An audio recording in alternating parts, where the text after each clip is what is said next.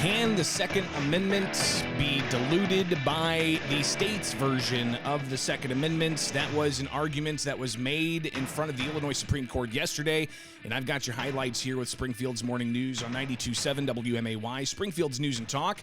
I'm Greg Bishop. Thanks for hanging out, and obviously we've been covering a lot of the ins and outs of all of the litigation against Illinois' gun and magazine ban, and in the various courts that there are, you've got the federal courts dealing with Illinois' ban and local bans in the Seventh Circuit Court of Appeals with cases that are consolidated there, but also a pending emergency injunction motion that was in front of the U.S. Supreme Court Justice Amy Coney Barrett. That's still pending. So again, that's the federal courts, but you also have the state level courts dealing with a challenge out of Macon County from State Representative Dan Calkins and others. After getting a injunction in the Macon County courts, the state took it right to the Supreme Court because the 5th Appellate District had already ruled on a similar but separate case that was brought by attorney Thomas DeVore called Accuracy Firearms out of Effingham County. So since the 5th Circuit said that the case had a likelihood of advancing on its merits, the state of Illinois just took this challenge from Macon County straight to the Illinois Supreme Court. So that's where we head now.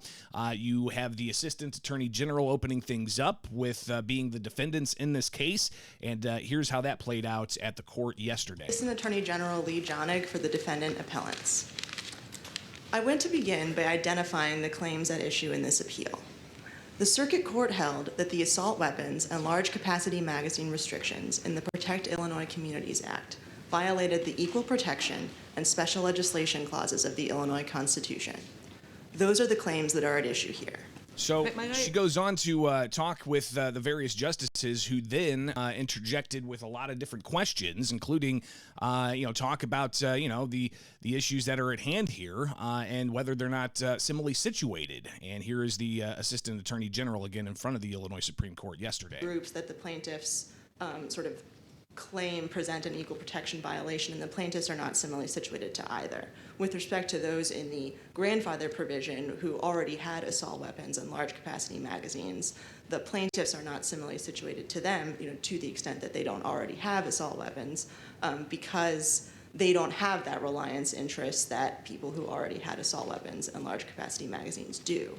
With respect to the 7 enumerated professions in the law, the members of the general public are not similarly situated to those in those professions because members of those professions are sort of presumed to exercise greater responsibility in the safe handling and storage of firearms. So again, the arguments really stem around the idea and the question of, does the law violate the Second Amendment's right and equal protections under that right? There's also something about special legislation, which the plaintiffs in this case raised. But you had questions from the various justices in this case, including Justice Lisa Holder White. She talks about whether or not this is a Second Amendment issue. It's your position that there is no claim pursuant to the Second Amendment of the U.S. Constitution, but they seem to be intertwined. This court has recognized that the Second Amendment right is a fundamental right. Is that correct? Well, it's not correct in the equal protection context. It's true. Has this court recognized that the right to bear arms is a fundamental right? I didn't add what you just added in terms of equal protection. Well, it's fundamental in the sense of, like the use of that term in McDonald, for example, where the U.S. Supreme Court called the Second Amendment fundamental, but it wasn't talking about an equal protection claim at all. There was no equal protection claim or any sort of groups being treated differently in McDonald. What McDonald was holding was that the Second Amendment is an individual right. So they're discussing a lot of different, legal precedents from McDonald to, even the Bruin decision came up quite a bit yesterday. The Supreme Court Chief Justice Mary Jane Teese, she talked about the plaintiffs' pleading and questioned whether or not it's addressing the Second Amendment. That we should look at what it is that the plaintiffs pled and for which they are asking declaratory judgment. On count 4, at issue is the Illinois Constitution, not the Second Amendment to the United States Constitution. That's the language in the pleading. This is judgment on the plea. Let me ask you some questions about the Illinois Constitution. So again, you've got Chief Justice Teese raising that issue, and she brings it up several times as well whenever the plaintiffs get to discuss things. The issue also comes up about a variety of different thresholds that need to be met, strict scrutiny, or a variety of other ideas and legal precedents that there are when dealing with individual liberties and fundamental rights. Here's Supreme Court Justice Overstreet. That's what this case hinges upon, whether we apply rational or strict scrutiny basis. Isn't that the whole ball of wax in this case? Well, if the court moves past the threshold element, which, again, this court has described as kind of the first step of the similarly situated requirement, then yes, the next question would be what level of scrutiny applies. And Supreme Court Chief Justice Teese, again, talks about how the argument about the Second Amendment doesn't seem to be part of this case. Elsewhere. Why are we talking about the Second Amendment at all? When paragraph 128 of the complaint limits this claim to the Illinois Constitution. Because the plaintiffs, so it's true that when the plaintiffs brought their claim, the only kind of path to strict scrutiny that they put forth was the Illinois Constitution's right to bear arms. This is judgment on the pleadings. Count 4 and 5. Count 4, the words Second Amendment appear nowhere. The only reference to any constitutional right is the Illinois Constitution. Perhaps they're making an argument, and maybe that could be made in the federal court, but that's not what they pled.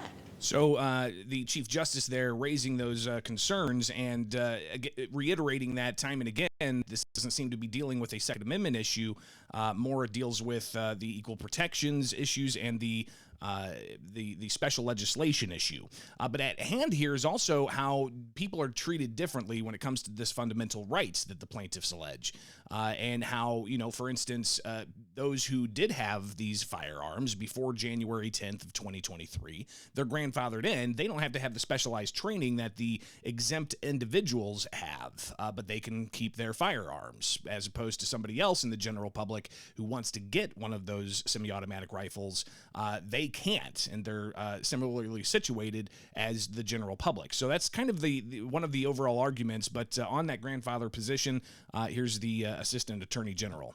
Plaintiffs haven't put forth any, authorities that would suggest that, a grandfather provision that permits, that in which a legislature kind of goes not, so far as taking away existing assault weapons would be irrational, nor do they point to any authority that would suggest that, taking into account the profession of these, the particular professions identified in the Act would be irrational when you're talking about firearms regulations. And then now to get to the two new claims that the plaintiffs raise in their brief. So the Assistant Attorney General then goes into the three readings violations that are alleged and a variety of other arguments in her closing, saying that the court should remand it back to the district court and overturn the injunction that was issued. Coming back, we will hear from Jerry Stocks. He's the attorney that represented Dan Calkins in this case, and a lot of questions back and forth with justices at the Illinois Supreme Court yesterday. Let's get back into it. The Illinois Supreme Court hearing oral arguments yesterday about the state's gun ban and whether or not it violates equal protections and special legislation. But there was the ongoing question when the Supreme Court justices were asking questions of the Assistant Attorney General in this case about whether or not this deals with the Second Amendment. Jerry Stocks, representing Dan Calkins, says it does deal with the Second Amendment. Paragraphs 2, 135, 136, and 157 expressly invoke the Second Amendment. What paragraphs were? Paragraphs 2, 135, 136, and 157. 136 invokes it by express citation to McDonald. It cites McDonald. It cites McDonald. Does the word Second Amendment appear anywhere in the fourth count? No, it cites McDonald. So In what does 150, 128 mean? Paragraph 128, where you say, at issue is the Illinois Constitution. it is at issue, but it is not exclusively at issue.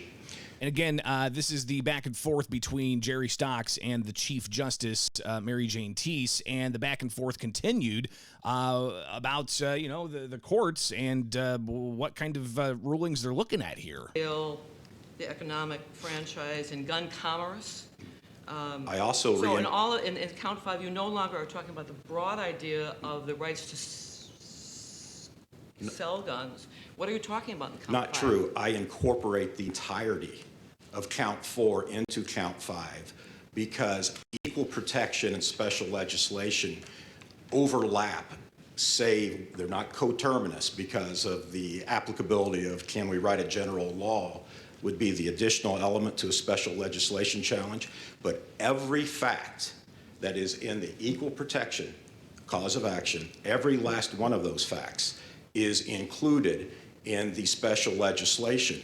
And the word additional is not replace everything I already have stated. It is saying that we have additional rights that are implicated by this statutory scheme that not only invades the right to possess firearms in the home, which is undisputedly a protected right, but it is reaching broader to create how we can do non-commercial transfer, inheritance even.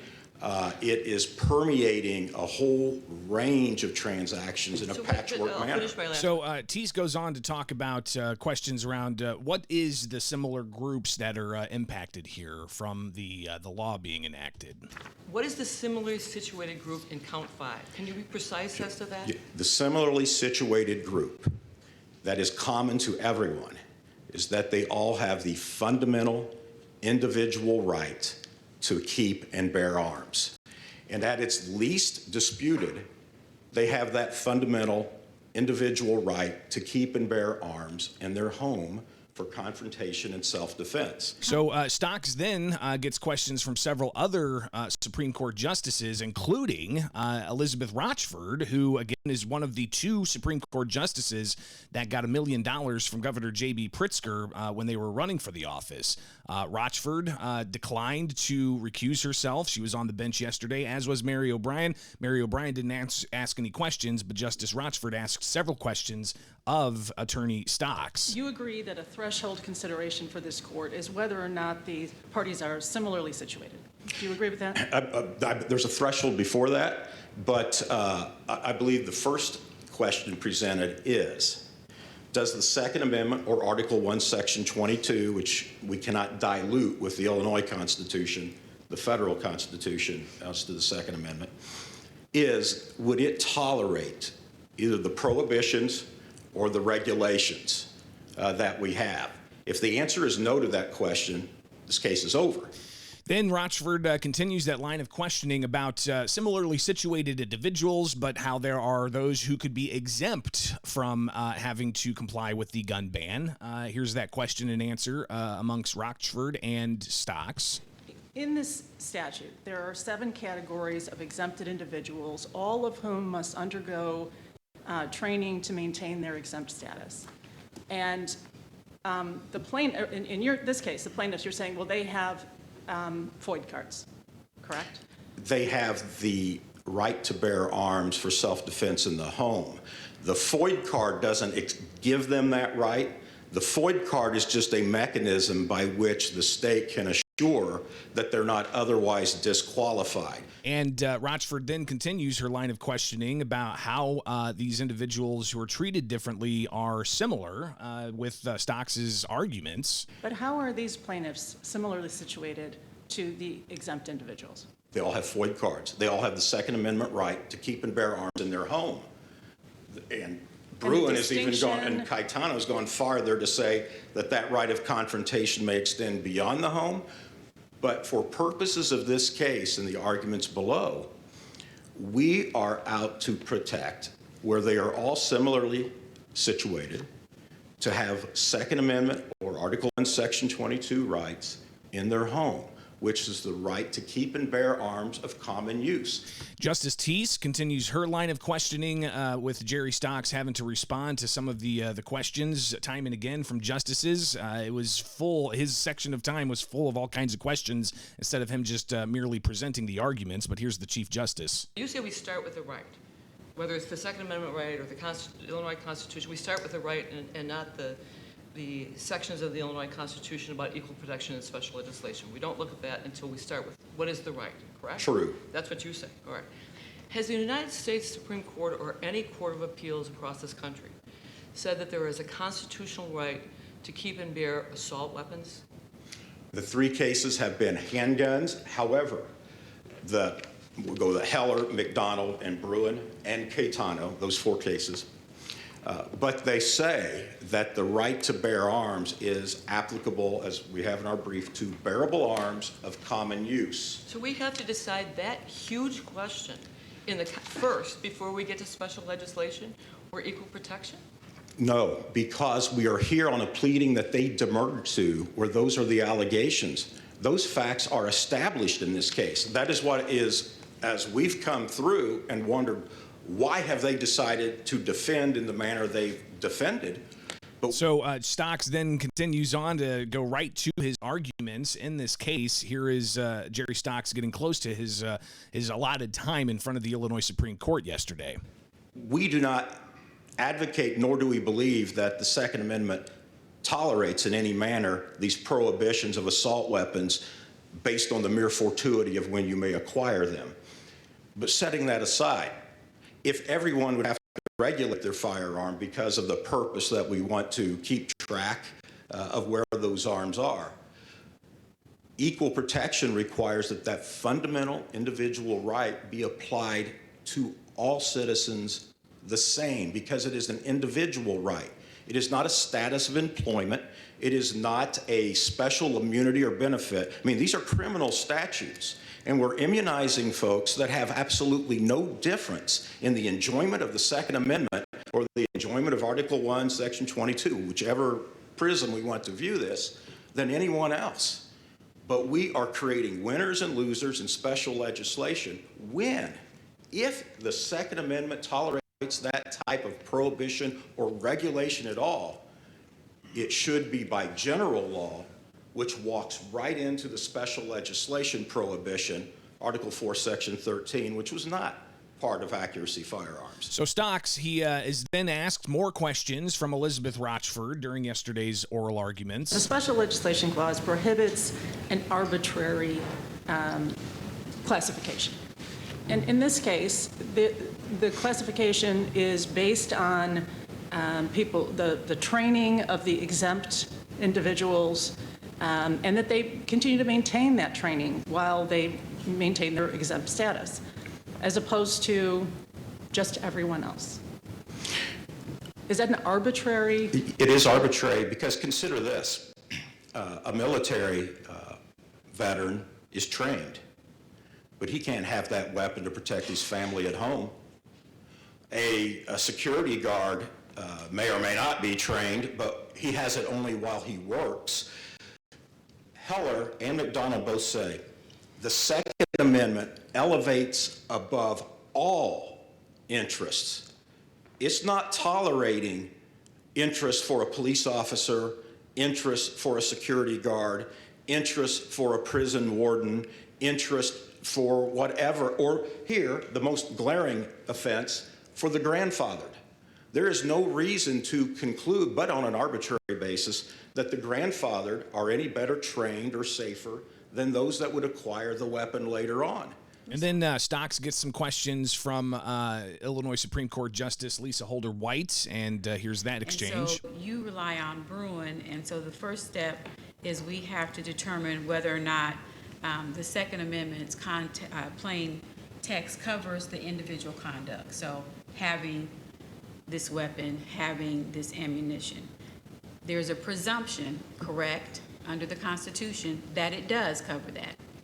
I concur. Okay. Prima facie case. And so then the burden falls to the state to justify the regulation by demonstrating that it's consistent with the nation's historical tradition of firearm regulation. I agree. If they don't establish that, then we're done. You're done. And if they do, Sir, isn't that the analysis in the federal cases? When it's a direct challenge to the Second Amendment, Bruin, et cetera, are all about the Second Amendment. That's not what you brought. You framed this in a totally different way. You could have joined the three cases, the federal cases. You chose to shape it in a different way. About special legislation and equal protection.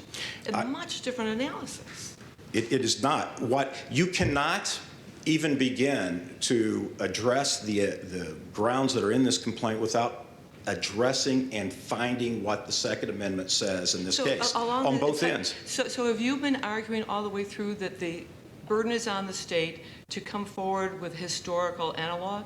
I've argued that the Second Amendment creates a fundamental right. I don't remember every statement, but So it this is has the been first in time- every brief. So this is the first time that you've argued that in this court? No, I've argued no. this in the trial court. So Stocks, again, getting a lot of questions peppered from a different array of justices there. The Supreme Court took it under advisement, and that means that we could see some kind of ruling in the weeks or months ahead. So we'll keep you posted on all of that.